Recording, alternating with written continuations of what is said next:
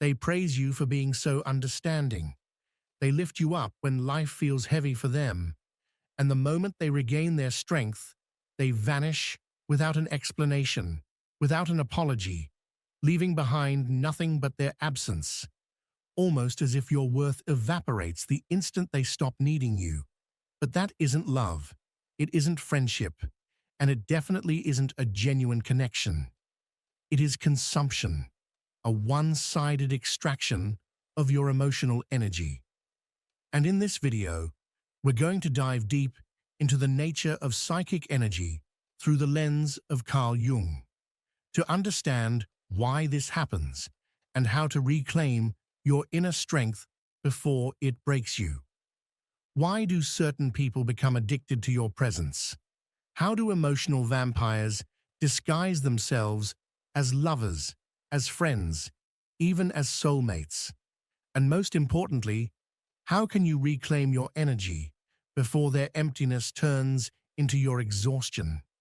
Because the truth is uncomfortable but real. People don't always love who you are. They love what you heal in them.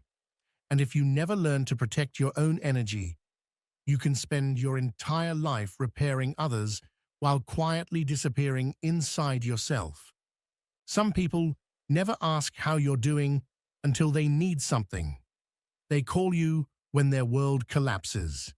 They unload, they cry, they pour their chaos onto you. And once the weight is lifted, they leave. There is no gratitude, no reciprocation, only silence. Silence that lasts until the next crisis finds them. Carl Jung never used the modern term energy vampire, but he understood this dynamic better than anyone. He called it psychic projection, the act of throwing your internal chaos onto another person, expecting unconsciously that they will hold it for you.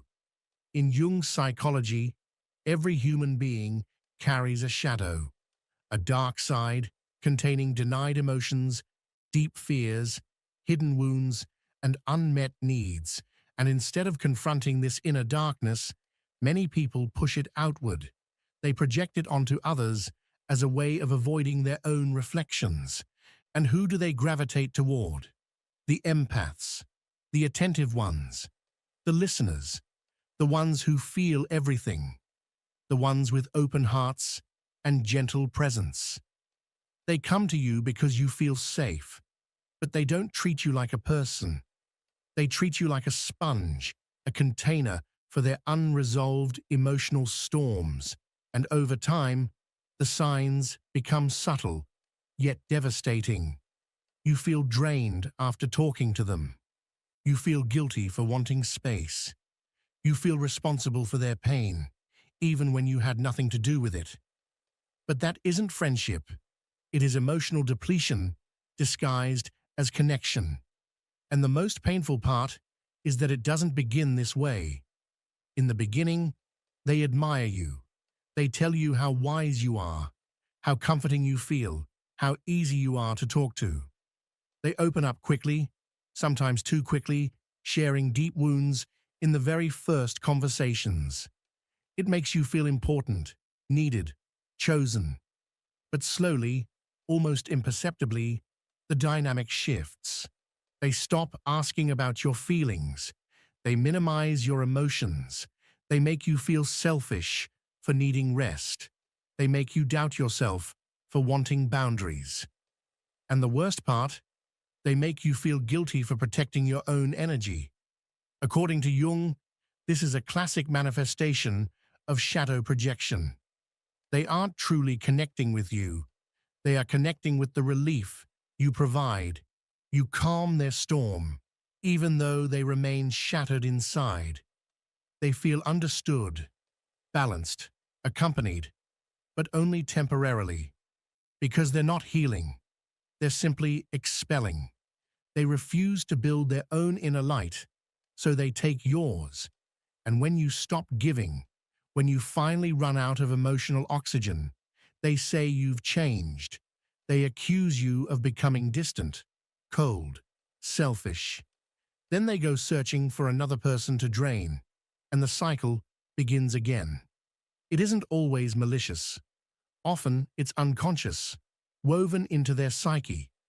But unconscious harm is still harm, and it leaves people like you empty, confused, and questioning your worth. Jung believed that real connection can only happen between two people who have faced their own shadows, who have done the inner work, who recognize their own darkness instead of projecting it. But emotional vampires avoid this path. They look for people who radiate light so they don't have to look within. So if you've ever been told you're too intense, too emotional, or too deep, understand this. You are not too much. You are simply resonating at a level they haven't reached, and instead of rising with you, they choose to detach. But awareness changes everything. Once you recognize this pattern, you can break it. You can stop confusing emotional labor with love. You can stop trying to heal those who refuse to face themselves. You can say no without drowning in guilt. You can protect your energy without apologizing for it. Because your light is not free. Your warmth is not a resource for others to drain. You are not meant to burn from the inside just to keep someone else warm. And eventually, you find yourself asking, why do I keep attracting the same type of people? The ones who take more than they give. The ones who unravel you, use you, abandon you, and then reappear as if nothing happened, only when they need something. Maybe you've wondered this over and over.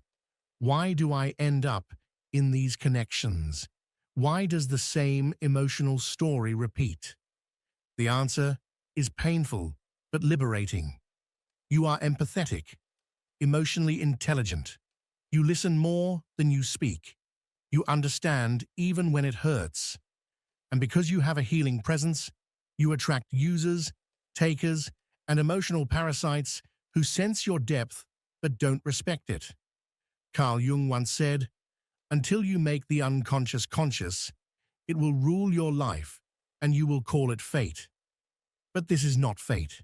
It is a pattern that has quietly repeated itself for years in the unconscious corners of your relationships.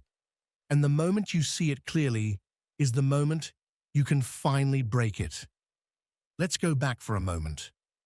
When you were a child, your worth was never rooted in who you were. It was tied to what you could do, to how well you adapted, to how quickly you learned to read the emotional temperature around you. Maybe you grew up with a parent who was emotionally distant, someone whose love felt like a locked room you kept trying to enter. And so, you became a human radar for the emotions of others.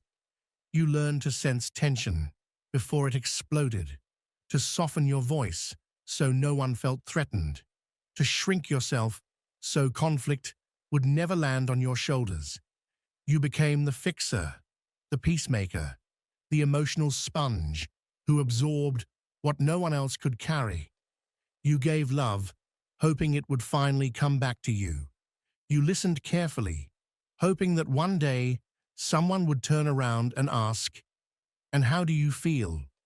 You poured your energy into others, imagining that eventually someone would do the same for you. But that moment never arrived. Over time, your nervous system learned something tragic. It began confusing loss with safety. It convinced you that love had to be earned, that affection was a prize you won only after proving your usefulness. To be seen, you first had to disappear. That's how unconscious patterns begin to form. And now, even as an adult, even as someone wiser, more aware, more awake, those old impulses still live inside you. You find yourself drawn to people who need you, rather than people who genuinely see you. Because being needed feels familiar.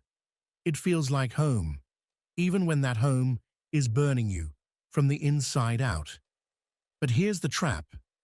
If you keep giving from a place of emptiness, You'll continue attracting people who feed on that emptiness. You've probably felt it. You're the one who remembers the details no one else thinks about. You're the one who holds others together when they fall apart. You forgive the things that cut you. You soothe storms you didn't cause. You rise while they sink. And still, somehow, no one really notices you. They don't see your fears. They don't see your exhaustion. They don't see the quiet ache beneath your skin. They love your function, not your soul. Carl Jung had a word for that: persona, the social mask we put on to be accepted, to be approved of, to be tolerated. Everyone wears one. But some of us cling to it so desperately that it becomes the only version of us the world is allowed to see: the helper, the strong one, the responsible one, the version of yourself you believe others want, even if it means hiding the parts of you that are begging, quietly, painfully, to be seen. And here's the problem. The more you wear the mask, the more invisible you become, not only to others, but slowly, devastatingly, to yourself. People admire your kindness, but never notice when you're the one in need of warmth. They praise your calm presence, but no one asks about the storm you carry inside your chest. They celebrate your strength, but your silence, your fatigue, the heavy breathing between your thoughts, none of that is seen. And over time, that invisibility erodes you. You start to feel like a useful tool, but not a loved person. Valuable, but never truly valued. People remember you when they need something, but when you're the one who needs support, all you hear is silence. It's a deep loneliness, one that doesn't show up on your face or in your tone. From the outside, everything appears fine. You smile, you make jokes, you say, "I'm okay." But inside, a voice is screaming. Not to be admired, not to be depended on, but simply to be seen for who you are, not for what you do. And here's the most heartbreaking part. Most people don't even realize they're doing it. They're so used to seeing you strong that it never occurs to them to ask if you're breaking inside. They're so accustomed to your steadiness that they forget you're also human, that you also get tired, that you also fall apart. It's not that they don't care, it's that your mask, the one Jung described, has done its job too well. You convinced the world that you were fine, but in the process, you hid yourself from yourself. You hid the parts of you that bleed. You learned to smile while something inside you was quietly dying. You adapted because adaptation kept you alive. You survived because survival was the only thing you were taught. But surviving is not the same as healing.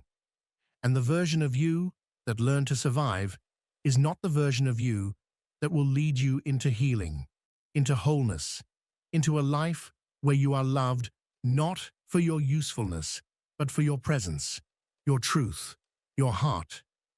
Jung warned us that the more you cling to the persona, the mask you wear for the world, the further you drift from your authentic self.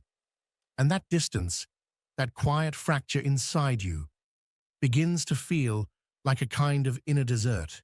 It leaves you hollow, disconnected, almost foreign to your own soul. It fills you with a silent resentment you don't dare name, because on the surface, everything looks fine. It starts subtly. You say no once, almost by accident. You don't answer that message immediately. You choose not to drop your life to rescue someone who never asked how you were doing. For the first time, you protect your time, your energy, and the fragile peace you fought so hard to build. And then something unexpected happens. Silence. The people who used to reach out every day suddenly vanish. Those who insisted they needed you urgently fade, like smoke in the wind. There are no confrontations, no questions, no closure, just absence. And that absence stings in a way you didn't expect. You start wondering, what did I do wrong?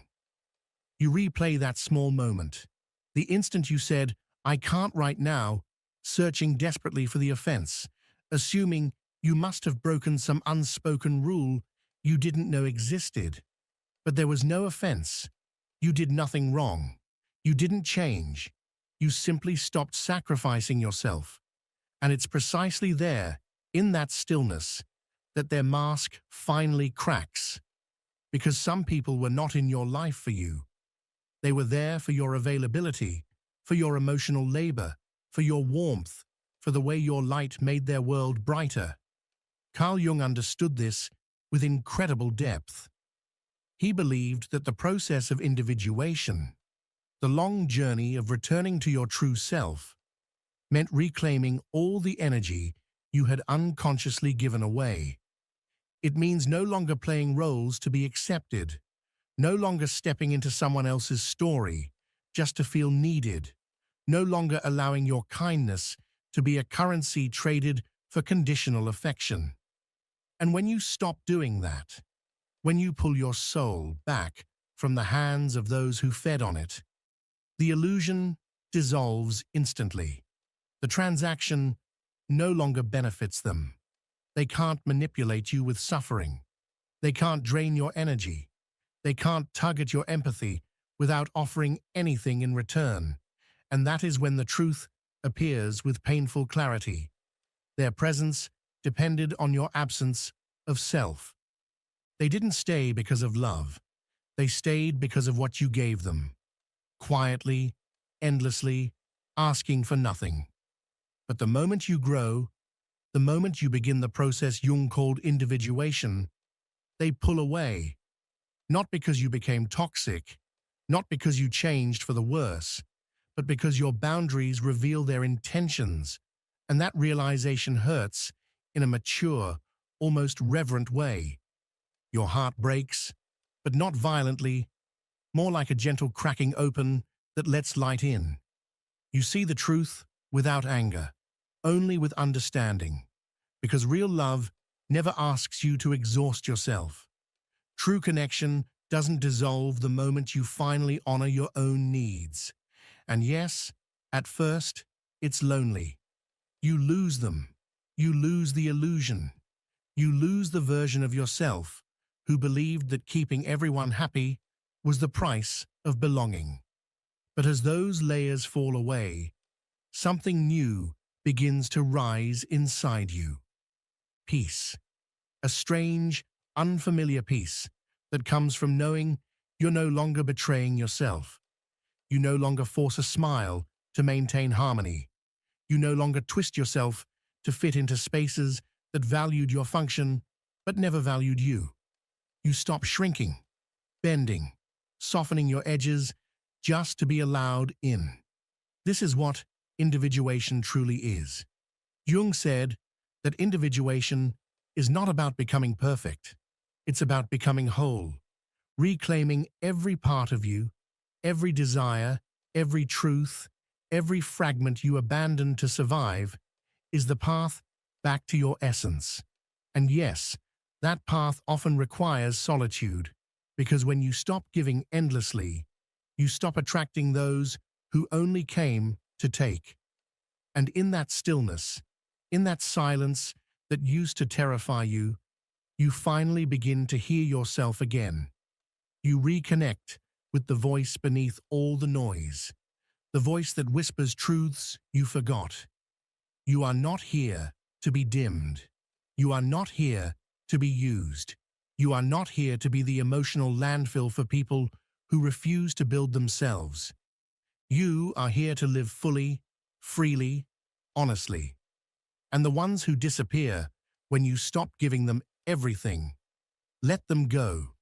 Because the ones who remain, the ones who meet you in your depth, the ones who love you when you no longer abandon yourself, those people do not only love your light, they love your boundaries.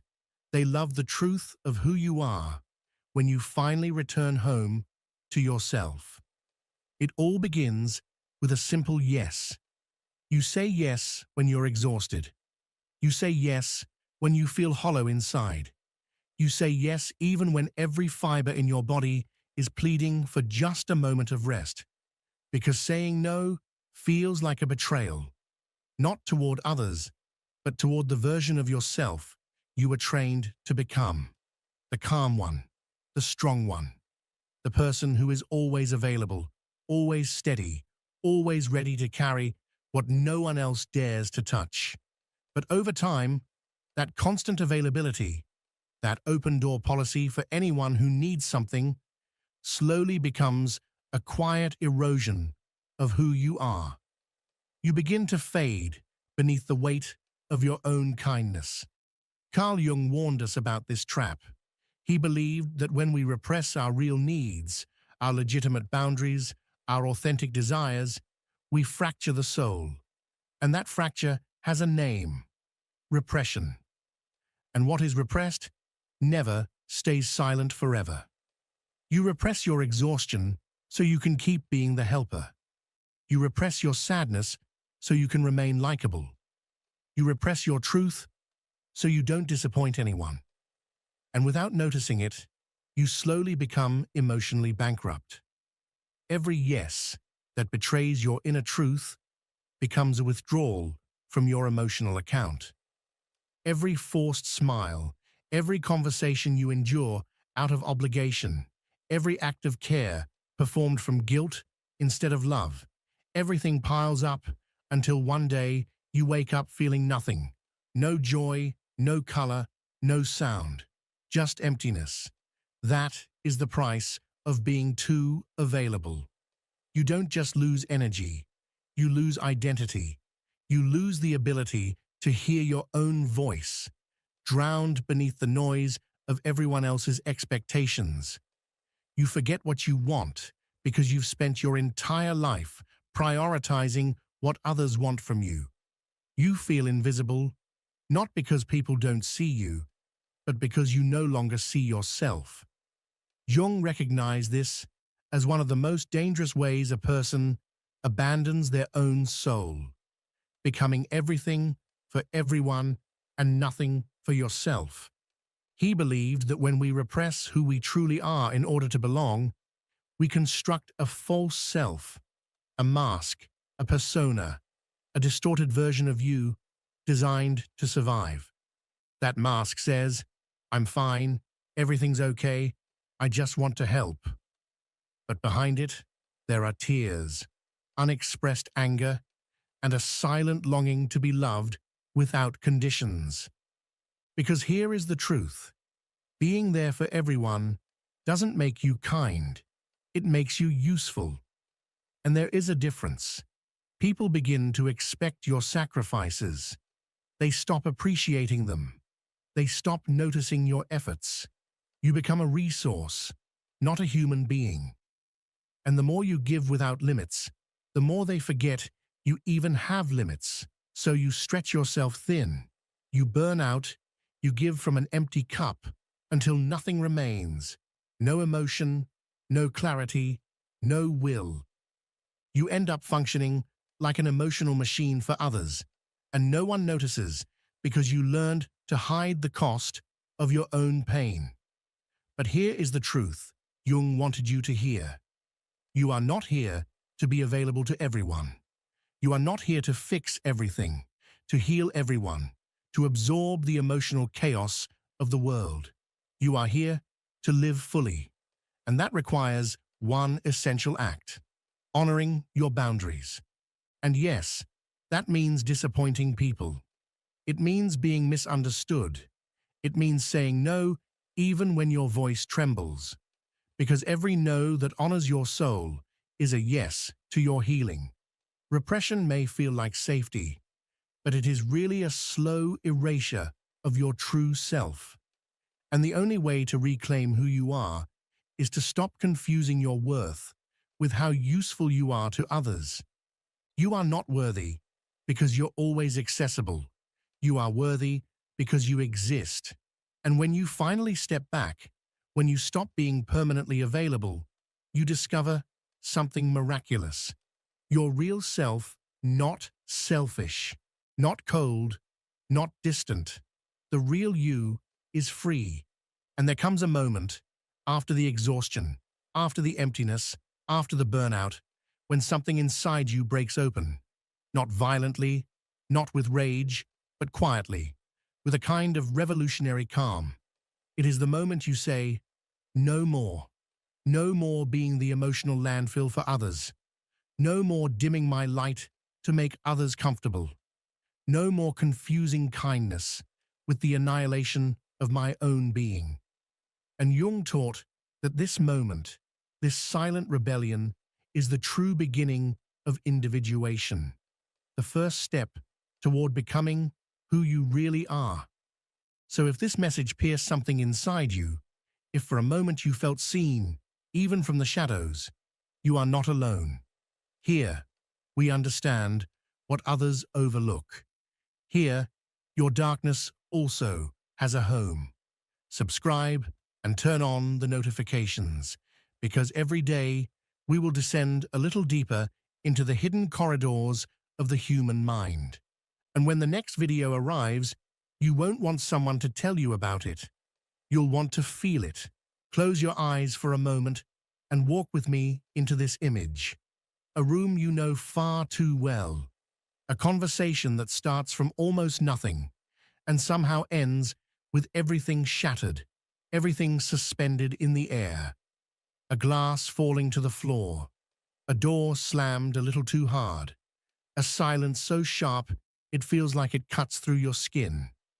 And right in the middle of that chaos, there's something almost invisible. A child, your younger self, standing there with a small wound in the center of the chest, a glowing red light, pulsing softly and painfully. Every time someone raises their voice, every time you sense even the slightest vibration of a possible abandonment, that light begins to beat faster, and suddenly the storm erupts without mercy. Let me ask you something. How many of the emotional hurricanes you live through don't actually belong to the present moment? How many are born from a wound you never truly dared to examine? Today, we're going to descend right into that place, the factory where the drama you repeat again and again is created. And I'm making you a promise. If you stay with me until the end, I'll give you a deep, practical Jungian tool. A way to speak to your wound without letting it drag you into the same old story. A tool that can transform how you understand your relationships, your reactions, and even the landscape of your dreams. We often believe that drama arrives like a thief in the night, unexpected and unannounced. But Jung taught us that the psyche almost never acts without a script. What we call drama is often the reenactment of an intimate conflict performed with new actors and modern scenery. You switch partners, move to a new city, find a different job, and yet the same knot waits patiently for you. It's not bad luck. It's an unconscious loyalty to an unfinished chapter of your own story. No one explained it to you like this, so let me show you. Inside you lives a silent director, your unconscious. And if it isn't heard, it will make you repeat the same scene over and over until someone finally learns the lesson. Imagine your life as a 5-act play. First comes the presentation of your mask, your persona, that well-crafted character you learned to perform so you would be accepted, valued, loved, the version of yourself that knows how to behave, how to please, how to be enough for everyone else. Second comes the subtle discomfort, a look that you interpret as rejection, a phrase that sounds like an accusation, a small display of indifference that tastes like abandonment. Third comes the hidden trigger, the original wound. Maybe the day your father promised he would return and didn't, or that afternoon when your mother was physically there but emotionally gone, her gaze lost somewhere you couldn't reach. Fourth comes the eruption of the shadow, anger, jealousy, control, hypervigilance, and fifth, the climax, the shouting, the emotional shutdown, the long midnight messages full of fear and desperation, the subtle threats of leaving, cutting ties, disappearing. The act ends, the curtain falls, and the next morning, guilt washes over you like cold rain. Once again, you ask yourself, how did I end up here? But the truth is, you didn't arrive. You were carried there. Your wound took you by the hand and led you into the drama. And unless you do something different, it will continue to do so. Do you remember the promise I made at the beginning? The Jungian tool is coming, but not yet. For it to work, you need to understand the pieces of the mechanism. I'm going to give you clues along the way. If at any moment you feel like I'm describing you, don't resist it. Just breathe. It's your psyche offering you an opportunity. When Jung spoke of the persona, he never portrayed it as something evil or wrong. It's necessary. It's the outfit we wear to face the world. The problem begins when we confuse the outfit with the body that lives underneath it. If your persona is built around ideas like, I always endure, I'm the one who fixes everything, or I never get angry, then everything that doesn't fit that character begins to pile up in the shadow. And the shadow is not a monster. It's the repressed truth inside you asking for air. If you spent your whole life saying, nothing hurts me, then your shadow is an ocean of uncried pain. If you were always the strong one, your shadow is exhausted to the bone. And guess when the shadow appears? When the wound pulses, when someone touches that old fear of abandonment, that childhood humiliation, that deep insecurity that whispers, you're not enough. Your shadow doesn't emerge to destroy you. It emerges to protect what your mask cannot defend. It appears clumsily, intensely, sometimes even like a fire that burns everything around it. That's where the drama begins. Let me tell you about a dream, a privileged language of the unconscious. A woman dreams she's inside a theater. The audience seats are completely dark. The stage is empty. Suddenly, a giant mirror appears at the center of the stage, and behind it stands a little girl with a red thread glowing at her chest. The woman runs toward the girl, but she stumbles. The mirror falls and shatters. From the broken edges of the mirror, water begins to spill out, slowly flooding the stage. The woman wakes up with her heart pounding. If this dream were yours, what would it be telling you? Jung invites us to see every element as a part of ourselves. The theater, life as a staged performance. The dark audience, the blurred, intimidating gaze of the world. The mirror, the invitation to see yourself honestly. The girl, the original wound. The red thread, the invisible bond, tying you to the experience that shaped you. The water, emotion, the unconscious, everything that overflows. What does the dreamer do? She runs to save the girl, but she falls, breaks the mirror, and from that rupture, the water emerges. The drama we see outside is often the mirror breaking inside, the desperate attempt to rescue the wound without daring to look at the reflection. But what happens if instead of running, you stay still? If you look directly at the child and say, I see you. I'm not here to fix you quickly, I'm here to listen. If this is hurting you to read, you're on the right path. There is no true exit without discomfort. A dramatic pattern doesn't dissolve through a clever phrase or a motivational quote. It breaks only when there is a radical inner shift, a moment in which you decide to stop obeying what your old wound has been ordering you to do for years. If your instinct is to chase someone, Pause. If your instinct is to stay silent out of fear, say something simple and honest. If your instinct is to explode, breathe and give yourself time. In Jungian terms, this is the moment when you bring awareness back to the psychic energy that was being hijacked by your automatic reactions. You are not your impulses. You are the one who can observe them, interrupt them, redirect them. Let me offer you a more intimate map. Think about the relationship that activates you the most. Right now, it could be a partner, a boss, a friend, a family member. Pay attention to the scenes that repeat themselves. Where do they begin? What gesture triggers you? A silence? A delay? A criticism? Every trigger is connected to an ancient word you once heard, even if nobody ever said it out loud. You're worthless. You don't matter. They're going to leave you. You must be perfect. Stay quiet. Those messages are not coming from your present reality. They're echoes. Echoes of whom? Sometimes of a real figure. Father, mother, grandparent.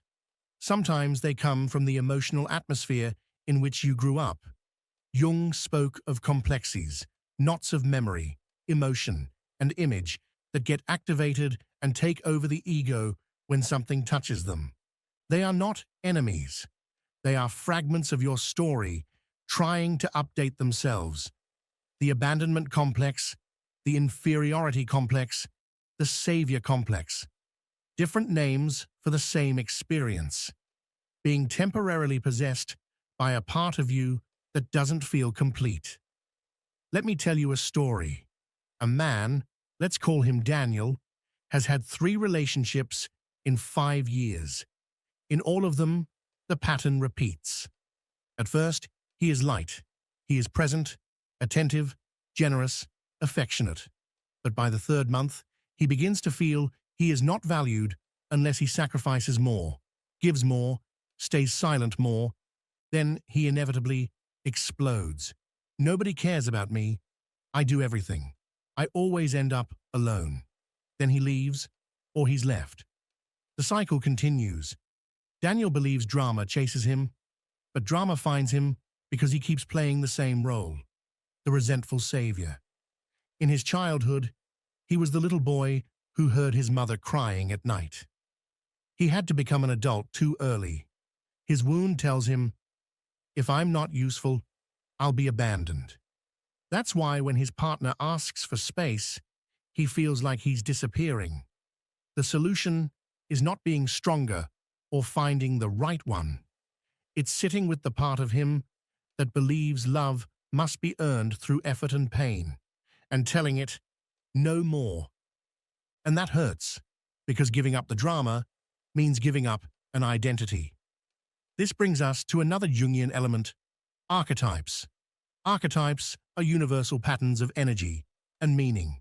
The orphan, the hero, the mother, the sage, the lover, the trickster. They are not characters you consciously choose. They are forces that inhabit you. If your original wound was abandonment, the orphan archetype may dominate your relationships. You see danger where there are only pauses, rejection where there are simply boundaries, indifference where there is harmless silence. If your wound was humiliation, the warrior archetype can come out too strong. You fight when you could ask a question. You attack when you could name your feelings. If you were raised to please, the wounded lover archetype seeks union at any cost and loses itself in the other person.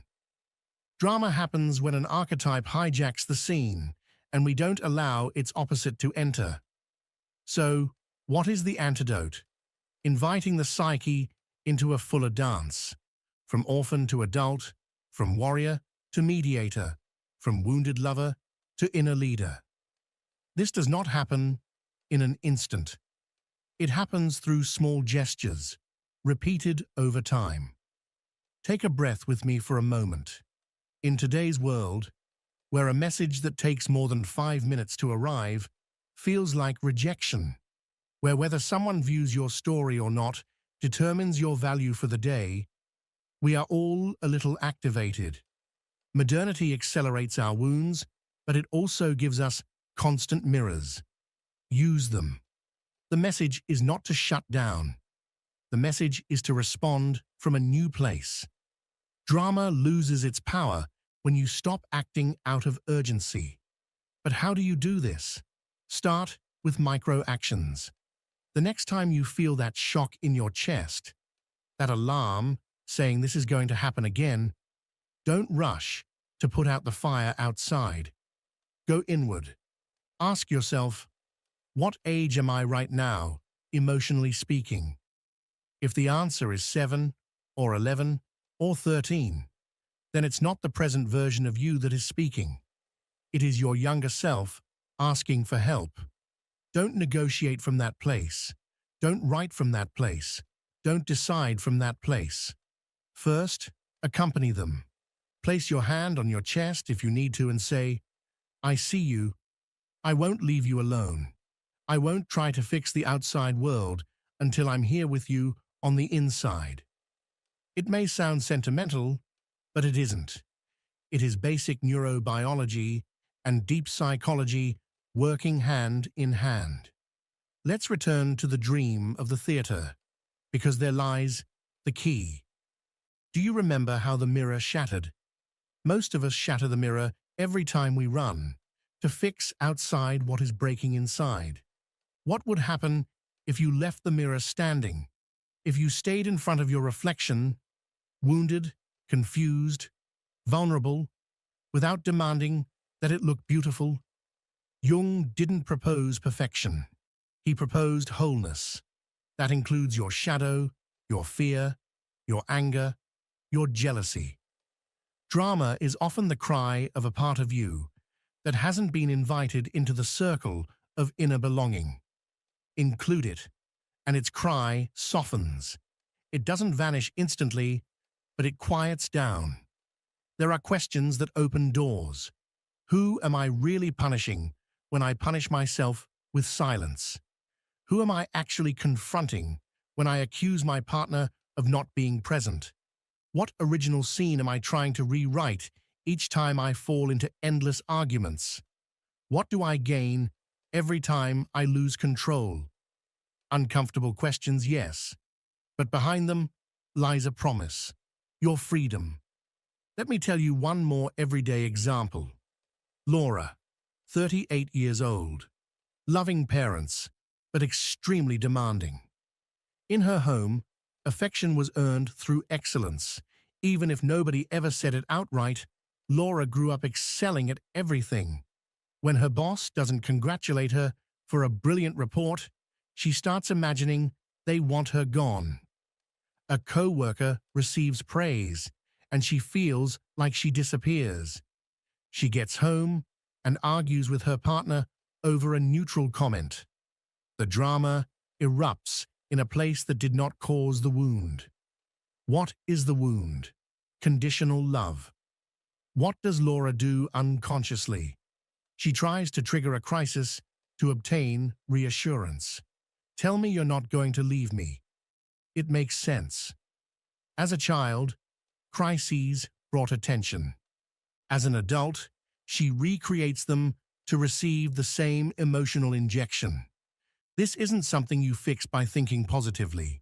It's something you work through by naming the pattern. I'm activated. I'm feeling like I disappear if nobody notices me. Before arguing, I need to hold my inner child who fears she has no worth unless she performs. It sounds slow, and it is. That's why I told you from the beginning that there would be a profound teaching at the end. This kind of transformation requires patience, not a trick, a process. I want to speak to you now about the body.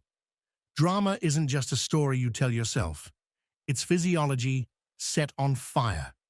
Your nervous system has learned its own pathways, its own highways of reaction.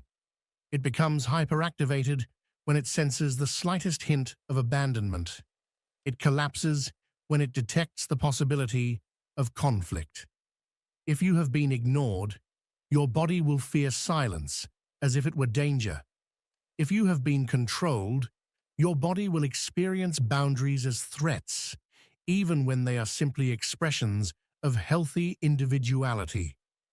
Breaking the pattern is not only an emotional task, it is also retraining the body to respond differently. Deep breathing, pausing before speaking, taking a walk before answering, writing down what you want to say without sending it, feeling your feet firmly on the ground, looking around the room, and naming 5 things you see, 4 things you feel, 3 things you hear.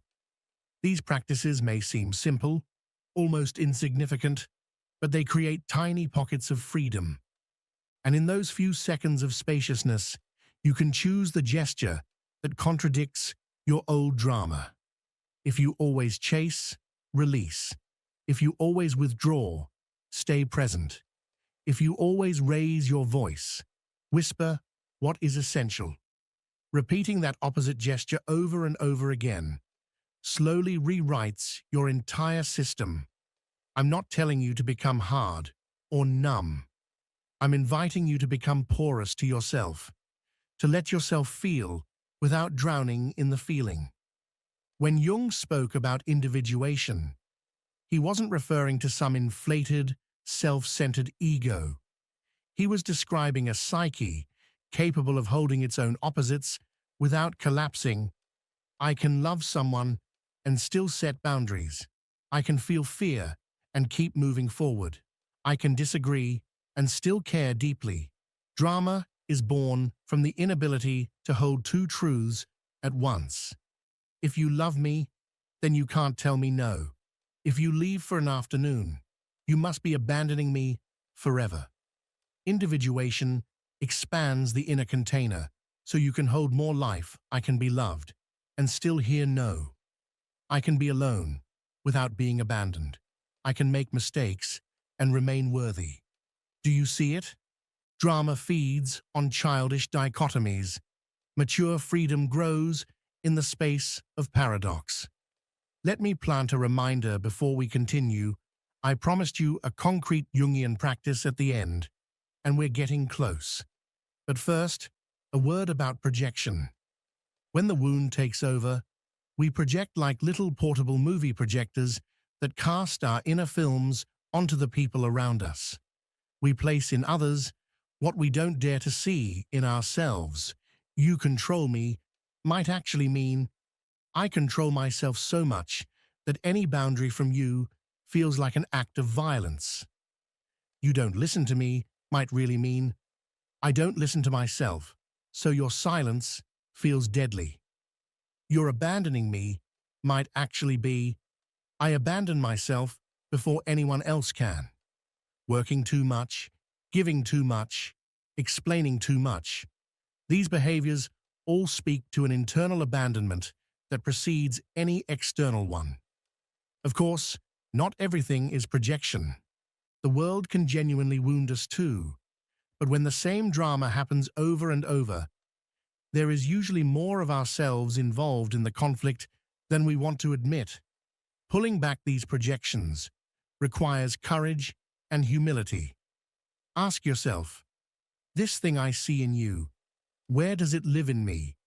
If you've made it this far, you're already different. The psyche transforms the moment it feels understood. And now, I'm going to give you the practice I promised. In Jungian tradition, it's called active imagination, and we'll adapt it into a dialogue with the wound to begin breaking the dramatic pattern. Do this practice tonight, or right after the video. Don't postpone it. You need 15 minutes, paper, and a pen. Sit down and close your eyes. Bring to mind the last situation that pulled you into drama. Don't justify anything. Don't build a narrative. Just recall the sensation in your body. Where does it live? The chest, the throat, the stomach? Place your hand there. Allow an image of your wound to appear spontaneously. Don't fabricate it. Let it rise on its own. It might be a child, a small animal, an object, a place. Whatever comes is correct. Look at it without rushing. Ask it softly, what do you need from me when fear arrives? Wait. Write the answer without judging it. Then ask, what do you do to protect me that ends up creating problems? Wait again and write, thank this part of you for trying to protect you in the only way it knew how. Tell it that you no longer need to burn everything down in order to feel safe. Now ask it, what small gesture can I make next time to help you in a real way? Wait. Let it answer. It might be taking 3 deep breaths before speaking, asking for 5 minutes, naming your truth without attacking, going out for a walk, placing your hand on your chest, and staying with the feeling. The gesture must be small, repeatable, concrete. Finally, make an agreement. The next time I feel the drama rising, I will do this gesture. If I forget, don't punish me. Remind me. Open your eyes and write down the agreement. This is active imagination, giving voice and symbolic form to an inner part so you can transform your relationship with it. It's not self-deception, it's intrapsychic dialogue. Repeat the exercise for a week with the same image and observe what begins to change. Why does it work? Because you stop treating the wound as an enemy and begin integrating it as an ally. Because instead of fighting the symptoms, jealousy, control, outbursts, withdrawal, you learn to sit with the root of the wound. And because energetically, you stop wasting so much force trying to hold together a perfect persona. Truth becomes less heavy the moment you acknowledge it. Sometimes, after a few days, your dreams shift. The inner theater fills with light. The mirror doesn't shatter. The child doesn't run away. Other times you dream of storms that stay outside your house. That is usually a good sign. The drama stops living inside you. Let me give you one more micro practice that works as a quick interrupter. The rule of 3 pauses. The first pause. When you feel activation rising, place your hand on your body and name it, I'm activated. Naming doesn't solve it, but it regulates. The second pause, physical time. I'll be back in 10 minutes. I need an hour to think I'll answer you tomorrow. Drama hates pauses. You must learn to love them. The third pause, conscious repair. If you spilled over, you return. You name what happened without justifying yourself. I got activated. I wasn't fair.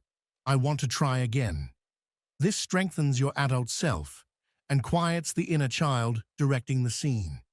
If someone here is thinking, but if I pause, they'll leave me, I understand you. There are relationships that only survive on drama because there's nothing else keeping them together. If lowering the volume of conflict causes the bond to disappear, it wasn't a bond. It was a shared addiction to cortisol. Yes, that hurts, and it also frees you. Jung would say that individuation always asks for renunciations. Renouncing conditional love, renouncing belonging at the cost of betraying yourself, renouncing the shiny but exhausted persona you've spent years maintaining. You won't lose love. You will lose the draining exchanges that disguise themselves as love. And in their place, you'll gain respect, starting with your own. Listen to this in your own inner voice. You're not a lost cause. You are not condemned to repeat. Your wound is not a curse. It is a doorway. Through it, you enter the most human parts of yourself. If you deny it, it drags you. If you turn toward it, it guides you. In that shift, from rejection to dialogue, the drama loses its inner director, and someone else appears. You, but more whole. I want to close with the teaching from Jung that ties all of this together. You don't become free by eliminating your shadow. You become free by making it conscious and putting it in service of your wholeness. Individuation is never a straight line. It moves in spirals. You return to the same scenes from a wider, wiser place each time. Pain doesn't simply vanish, but it stops ruling you. It becomes a signal rather than the steering wheel of your life. It becomes a quiet light that tells you when something needs attention, instead of the force that drags you into the same stories again and again. And in the reality of everyday life, messages, family dynamics, responsibilities, bills, expectations, that shift changes everything. Today, you can choose a different gesture, a different response, a different path. Today, you can decide not to send that late-night message that comes from fear rather than clarity. Today, you can ask for what you need without turning your request into an accusation. You can tolerate someone's no without translating it into rejection or abandonment. You can stay with yourself, even when the old instinct is to run, chase, or cling. That is the beginning of an entirely new order inside you. A quiet inner reorganization that doesn't start with fireworks, but with a subtle moment of honesty. If this journey stirred something within you, if the image of your old wound appeared before you and whispered something you had been avoiding, then write a simple sentence down below to seal it. I choose my peace. Let that be your declaration to yourself. And tell me too, what was the small gesture you chose today? That tiny change that seemed insignificant but carried truth. We read each other. We learn together. We become mirrors for one another. If you want more explorations like this, dreams, archetypes, shadows, relationships, unconscious patterns, subscribe and share this video with someone who lives trapped in drama and still doesn't understand why every story repeats. Sometimes people remain caught in the same emotional loops, not because they want to, but because no one ever taught them how to see the wound beneath their reactions. Next week, we are going to enter a fascinating territory. We will explore how the savior complex disguises itself as altruism while quietly draining your life, your energy, and your desire. And more importantly, how to reclaim your own longing without feeling guilty, selfish, or wrong for wanting something for yourself. There is an entire series waiting for you, step by step, so you can walk through these patterns with awareness instead of fear. Remember this: you are not broken. You are in process. And the wound you've been trying to hide, when you finally look at it with honesty and compassion, becomes a teacher. It shows you the path home. The wound of not feeling enough. It's the invisible root behind the way you love. There's a reason why you keep giving your heart to someone who can't give you anything in return. And that reason has nothing to do with them. It's not about who they are or what they do. It's about you. About something deeper. Something that can't be seen with the naked eye. A wound you haven't dared to face yet. Because when love starts to feel like a battle to be chosen, when you exhaust yourself trying to prove your worth to someone who doesn't see it, when you justify every act of indifference with the desperate hope that maybe one day they'll change, what's speaking in those moments isn't your heart, it's your wound. And that wound has a name: the wound of not feeling enough. This is one of the most invisible emotional wounds, and at the same time, one of the most destructive, because it doesn't scream, it doesn't show, it's not easily recognized, but it shapes everything, every decision you make, every connection you form, and the way you give and receive love. Most women who love from this space don't do it because they lack emotional intelligence. They do it because deep down, way beneath the surface, they are still trying to prove they are worthy of love. That's the root of it all. Because if you believe you have to earn love, you're already starting from a place of lack. Carl Jung said, "What you do not make conscious will manifest as fate." That's exactly what happens when your wound is the one making the choices for you. That wound keeps choosing the same pattern, again and again. Someone emotionally unavailable, closed off, damaged. Someone who can't truly offer you anything real. But they awaken in you the illusion that if they love you, if you can be the one to make them change, then finally you'll have proven that you're enough. But that's the trap. You're trying to heal your self-worth through someone else, and that someone, by definition, is unavailable for love. And that's not a coincidence. It's a mirror of what you're still not giving yourself. This pattern didn't begin with them.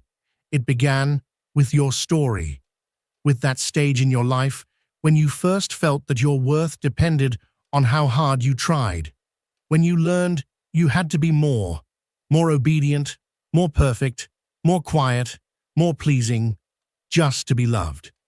That programming rooted itself deep in your unconscious. And now, without even realizing it, you're repeating the same story, hoping that this time it will be different, that this time the other person will choose you, that this time love will heal what hurt before. But it doesn't work that way. As long as your wound is in the driver's seat, all you will feel is frustration, emptiness, and the constant belief that you're not enough. You give everything. You wait. You hope. And when you don't receive the same in return, you blame yourself. Maybe I was too much. Maybe I expected too much. Maybe I shouldn't have said how I felt. And in doing so, without even noticing, you become your own aggressor. What you don't realize is that this dynamic isn't love. It's a defense mechanism. It's the way your psyche is trying to fix something that was left unresolved years ago. But here's the hard truth. No one is going to come and give you the love you keep denying yourself. No one can fill the space where you have abandoned yourself. And yes, that truth hurts, but it's also the key to your freedom. Because the day you finally understand this, you stop begging for love. You stop justifying someone's absence. You stop chasing after someone who doesn't see you. You begin to realize you don't need to convince anyone that you're worthy. And if someone can't see your worth, that's not your place.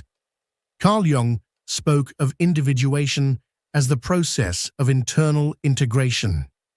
That begins the moment you have the courage to look at your wound without filters. When you finally see that your desperation to be loved comes from a part of you that was ignored long before this relationship. And that part of you, that little inner girl, needs you now. She needs your presence, your validation, your love. No one else can give that to her. No one else can love her for you. That is your responsibility. And if you don't take it, you'll keep falling into the same relationships again and again, with different names, different faces, different stories, but always the same pattern. Loving someone who can't give you anything back. So before you keep blaming the other person, ask yourself, from where am I loving? If you're loving from fear, from abandonment, from emptiness, then it's time to stop, to pause, to look at yourself, to listen, to heal. Because you can't keep giving all of yourself to someone who doesn't even know how to receive it. That's not noble. That's emotional sacrifice. And sacrifice does not build love. It only depletes you.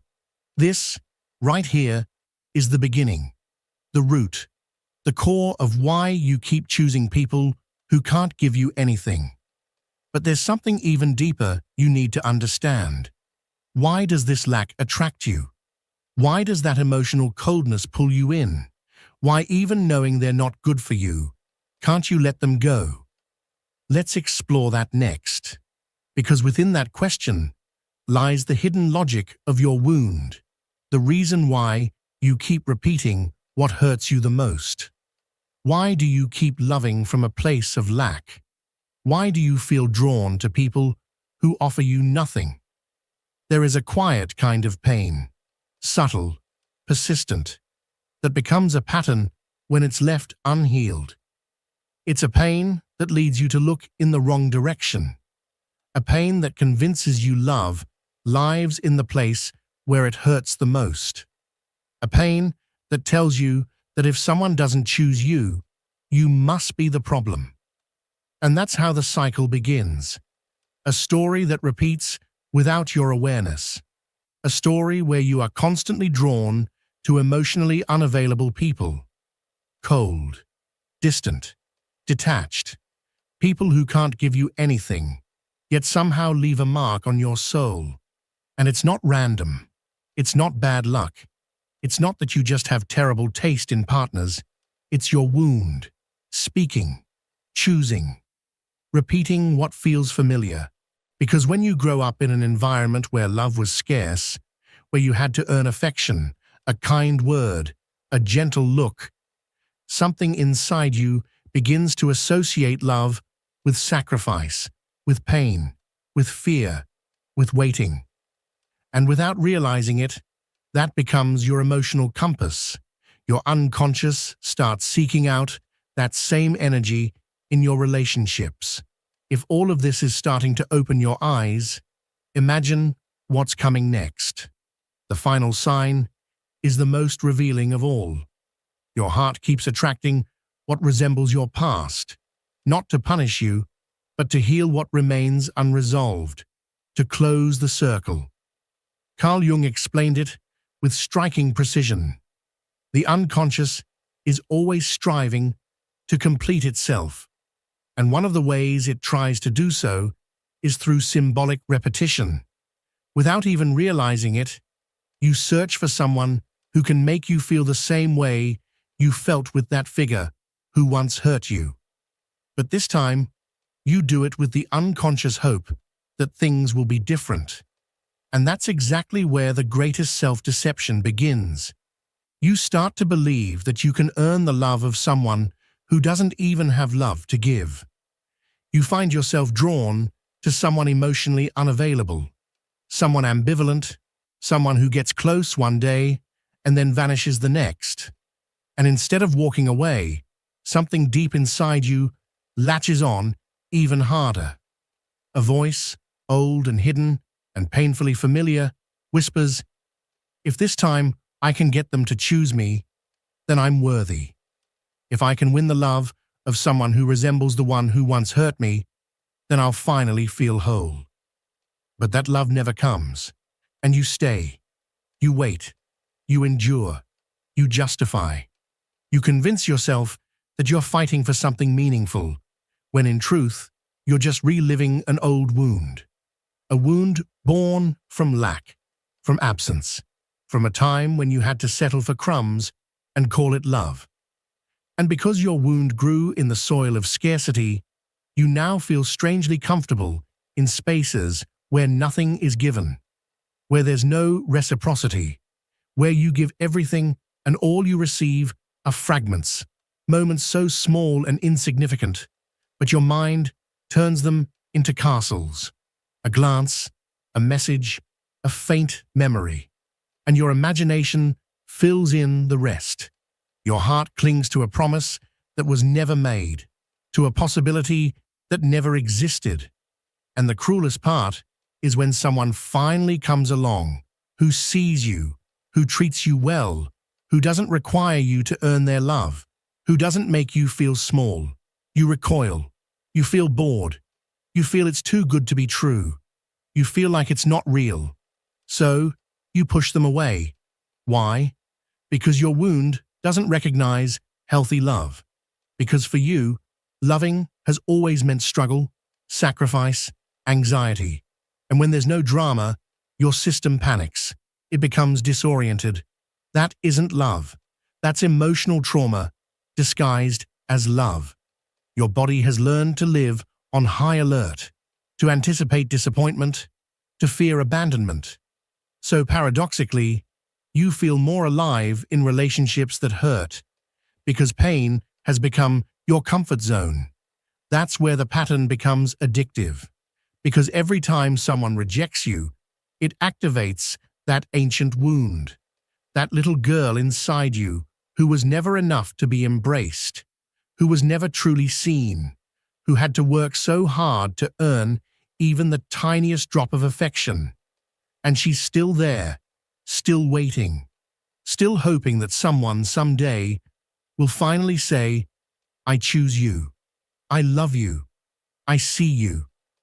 But you keep searching for that recognition in all the wrong places, in people who don't have the capacity to give you what you deserve. And so, the cycle repeats. Love becomes a war you always lose, because the price of that war is your self-worth, your energy, your peace. And there comes a point when you no longer know whether you're fighting for love or just reliving the abandonment. That's when consciousness must enter the scene, because as long as your wound remains hidden in the shadows, it will continue choosing your relationships. It will continue disguising emotional dependence as love, and you'll keep believing that you are the problem, when in reality, the only thing you need is to heal that part of yourself that learned to suffer in order to feel loved. You don't need someone to change. You need to wake up, to see the pattern, to recognize with clarity that love born from lack will never bring you fulfillment, only more emptiness. And the truth is, you deserve something completely different. But in order to receive it, you first have to stop chasing what cannot give you anything. Here's the trap of emotional self-deception: justifying the unjustifiable out of fear of abandonment. There's something that almost no one tells you when it comes to toxic or one-sided relationships. Most people don't stay because they can't leave. They stay because they've built a story to justify the unjustifiable. This is what's called emotional self-deception, and it's one of the most subtle defense mechanisms of the unconscious. It protects you from having to face the pain head-on. When you're with someone who doesn't meet your needs, who makes you feel invisible, confused, used, or not enough, some part of you knows. You feel it. You sense it. But there's another part, the most wounded, the most vulnerable, that starts to tell another story. They're like this because they've suffered too much. I understand them. That's why it doesn't bother me so much. They're just afraid of love. Deep down, I know they love me. They just don't know how to show it. And just like that, without even realizing it, you begin to hold the relationship together more with your imagination than with reality. You start constructing a narrative that transforms abuse into sensitivity, coldness into trauma, indifference into fear of love, instability into emotional depth. And all of that feels noble. It feels loving. It feels like empathy. But it's not. It's fear. There's a fear that many of us carry deep inside, a fear that we barely dare to admit even to ourselves. It's the fear of accepting that someone you love isn't choosing you, that despite all the effort, the care, the sacrifices, and the pieces of yourself you've handed over, none of it is enough to make them stay. That person will not change, not for you, not for everything you've given. And maybe, deep down, you already know it. But the fear is not just about them leaving. What truly paralyzes you is the idea of being left alone, with your wounds wide open and your illusions shattered. Because it wasn't just about the person. It was about the story you built around them. That story made you feel like you weren't alone, like everything made sense, like love would eventually fix it all. Losing the illusion, that narrative you clung to so tightly, is what hurts the most. So you fight to keep that illusion alive. You make excuses. You tell yourself they're going through something tough, that they're emotionally distant now, but they'll come around, that their silence doesn't mean indifference, it just means they're tired. You remember the moments when they were sweet and attentive, and you convince yourself that those moments define who they really are. But what you're actually doing is something far more dangerous. You're turning your pain into justification. You're using your empathy as armor to protect yourself from the truth.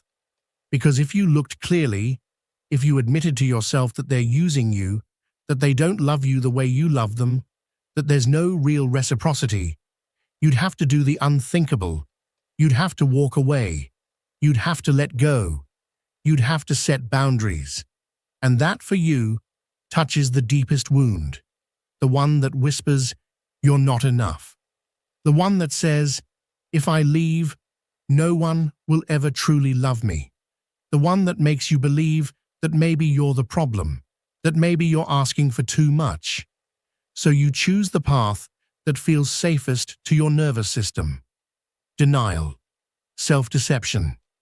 And the thing about self-deception is that it works for a while. It gives you temporary relief. It numbs the ache. Until one day, your body begins to speak louder than your thoughts. The anxiety becomes constant. You can't sleep peacefully. You start to look in the mirror and not recognize the person staring back at you. And then it hits you. Your entire world is orbiting around someone who doesn't even notice your gravity. That realization shatters your soul, not just because of what the relationship has become, but because you realize you betrayed yourself. You silenced your instincts. You made yourself small to be loved. You mistook endurance for love. You became an expert at forgiving someone who never even apologized, all because you were terrified of being alone. But that fear, that terror of abandonment, isn't new. It didn't begin with this relationship. That fear was planted long ago, in the earliest chapters of your life. In those moments when you needed love, but it wasn't given.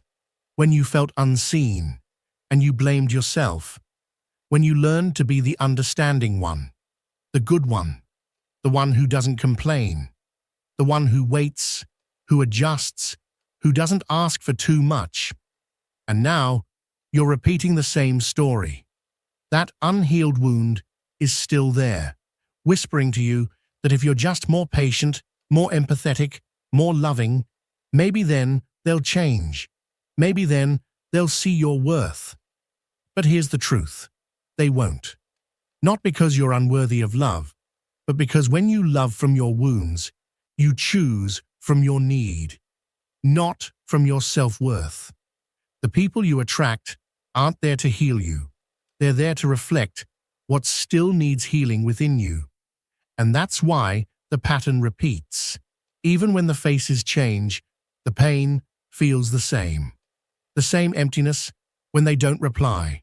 The same hope when they show a flicker of affection.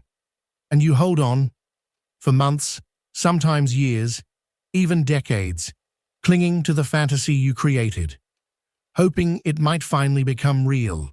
But it never does, because it was never love. It was a reflection of your fear. The most courageous thing you can do is not to wait.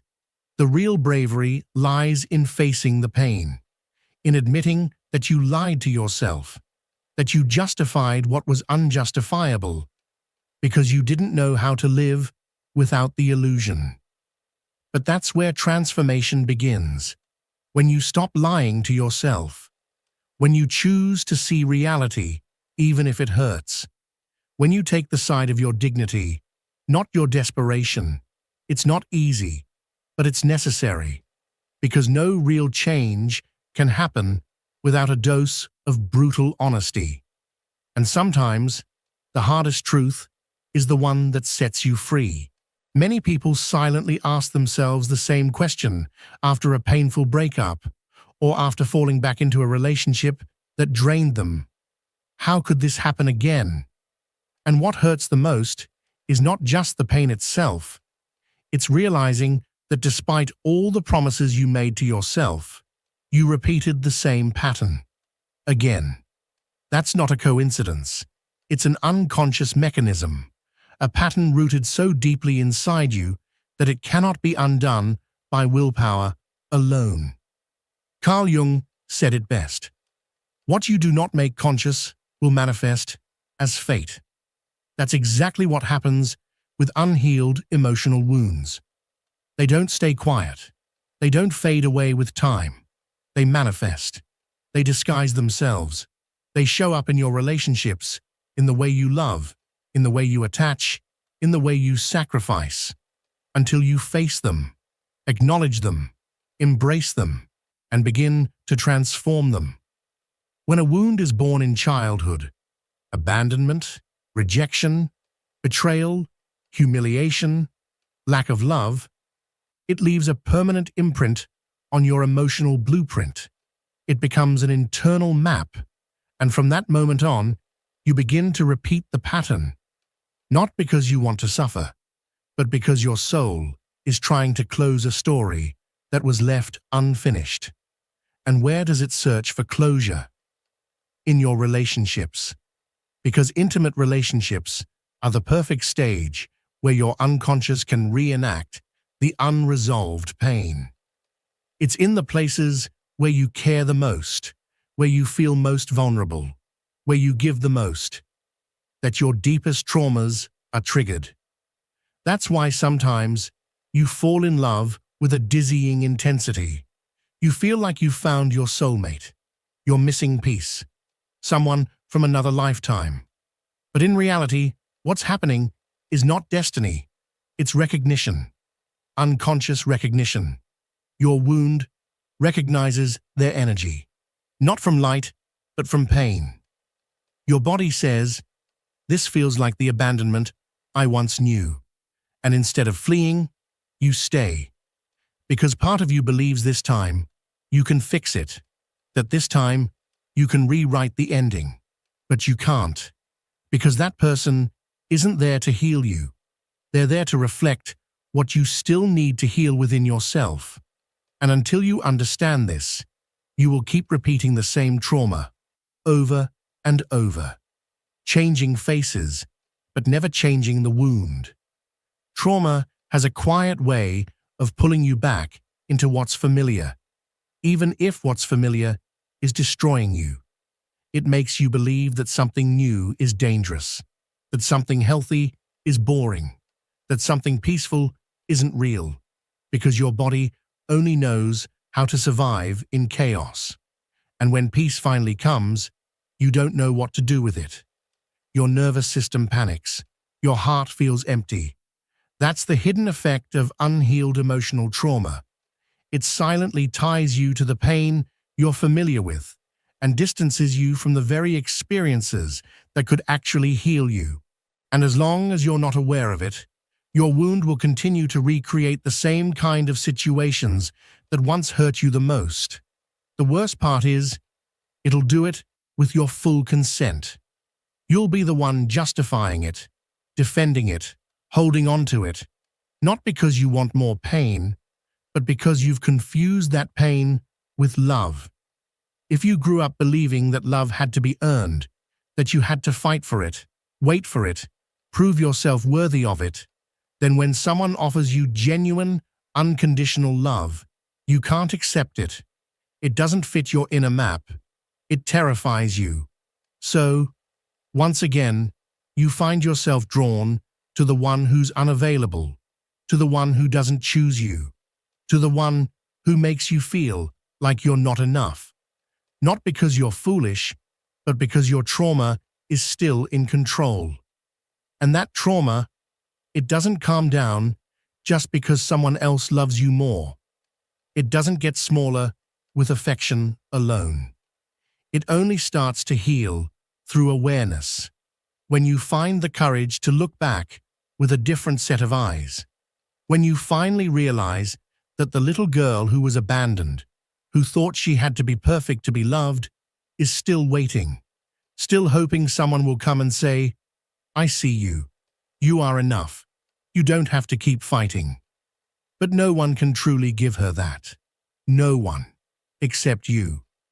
As long as you're searching outside for a healing that can only come from within, you'll keep falling into the same emotional trap. Because relationships don't heal wounds. They reveal them. They expose what you haven't yet integrated. And yes, that hurts. But it's also a gift. Because every time the same pain repeats, you're being offered a choice to sink deeper into the wound, or to walk through that pain toward real healing. Repetition isn't your punishment. It's your mirror. And when you finally learn to look at that reflection without judgment, without shame, with complete honesty, the cycle begins to break. Not suddenly, not overnight, but it does begin to break. It starts when you stop chasing what keeps hurting you, when you choose to stop defending the indefensible, when you set boundaries, not out of pride, but from deep self-love, when you decide to walk away, not because you've stopped feeling, but because you refuse to keep bleeding for someone who doesn't know how to hold your heart. That's the beginning of true awakening, because a woman who has faced her wounds with compassion no longer stays where love isn't mutual. She no longer accepts emotional crumbs. She no longer convinces herself that almost love is enough. A woman who has stood in the mirror of her relationships and made the decision to heal. She no longer repeats her trauma. She transforms it. She alchemizes it into wisdom. And from that place, she begins to love in a new way, not from scarcity, but from awareness, from wholeness, healing the wound, choosing differently. That is the awakening that changes everything. There comes a moment in every woman's life, a woman who's loved from her wounds, when something inside her shatters. But this time, it doesn't break the way it used to. This time, it's not a fall into darkness. It's a crack that lets in the light. It's a rupture that doesn't destroy her, but opens her eyes, opens her soul, opens her truth. And in that moment, even through the pain, even through the tears, even in fear, there is a part of her that can never fall back asleep. That moment arrives when you can no longer carry the emotional lie that kept you trapped. When you just can't keep making excuses for what is clearly not love. When you become profoundly tired of chasing what never truly chose you. And even if your heart still feels something, you choose to walk away. Even if it aches, you choose to let go. Even if your whole body trembles, you choose yourself. That is the real act of awakening. And no one can do it for you. Healing a wound is not some magical event. It's not a straight path. It's not waking up one day with everything perfectly fixed. Healing is deeper than that, messier than that. It's real. It's raw. It's sitting with yourself and saying, yes, I was that little girl who didn't feel good enough. Yes, I learned to love from sacrifice, from waiting, from fear. Yes, I betrayed myself again and again, just to avoid losing others. But it's also looking at yourself with deep compassion, and then adding the one thing that changes everything. No more. Because there comes a point where pain is no longer a valid excuse, and instead becomes the fuel. The fuel not to justify what you've allowed, but to start building the life and love you truly deserve. That is healing. It's no longer repeating from the wound. It's beginning to choose from consciousness. Carl Jung spoke of the process of individuation as the sacred journey through which the soul meets itself.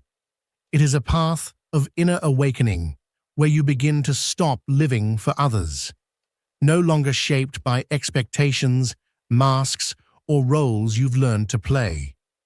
It's the moment you choose to no longer abandon yourself for the sake of fitting in or being accepted. Individuation is the courageous act of integrating your shadow, your wounds, your past, not to bury them or hide them away, but to understand them fully. And through understanding, you stop projecting them onto the world. You stop making choices from a place of emptiness, pain, or fear. Suddenly, you no longer seek validation from others. You no longer feel the urge to prove your worth through someone else's love. Because finally, something clicks deep inside. Something no one ever taught you when you needed it most. You are enough. And this isn't just a nice quote or a comforting phrase. It's a truth that becomes etched into your being when you finally decide to do the inner work. When you face the pain you spent a lifetime avoiding. When you stop running, stop begging, stop chasing, and instead start walking, step by step, back to yourself, back home. This journey isn't smooth or perfect. There will be setbacks, days of doubt, moments when you miss even the things that once hurt you. Because that's how the emotional system works. It circles back to what it knows, even if it's toxic, even if it's painful. But now, you're different. You see the pattern. You've reached the bottom, and while it felt like the end, it was really the beginning. The dark doorway that led you to your true worth. When a woman finally looks at herself with radical honesty, something shifts. She no longer bargains with her dignity. She no longer pours energy into places where there's no reciprocity. She stops begging for love from people who only know how to offer indifference. And that changes everything. You begin to feel peace in your own solitude, a peace more profound than the noise of being in bad company. You begin to enjoy your own silence, your own body, your own choices. You start to love not from a place of lack or desperation, but from wholeness. You choose from awareness, not from wounds. And when love arrives, it no longer makes you question yourself. It doesn't make you chase it. It doesn't confuse you or make you feel small. Real love does not drain you. It doesn't make you feel like you have to fight every day just to be seen. Real love sees you, even in your silence. It protects you, even without you asking. It chooses you, not through empty promises, but through meaningful actions. And most importantly, real love never tries to fill your inner void. Instead, it simply walks beside you while you fill it from within. That's what happens when you start choosing differently. Not because fear disappeared, not because you stopped loving, but because you finally chose yourself first. Because you realized, perhaps for the first time, that the most important love isn't the one you receive, but the one you stop denying yourself. And that truth changes everything. Healing your wound means you stop chasing love. You start becoming it. You made it this far in life because deep down, you already knew it. Some part of you didn't want to keep reliving the same pain with different faces. And now, it's clear. Your story doesn't end where you were broken. It truly begins the moment you choose to stop perpetuating the same pain with each decision you make. Healing doesn't mean forgetting.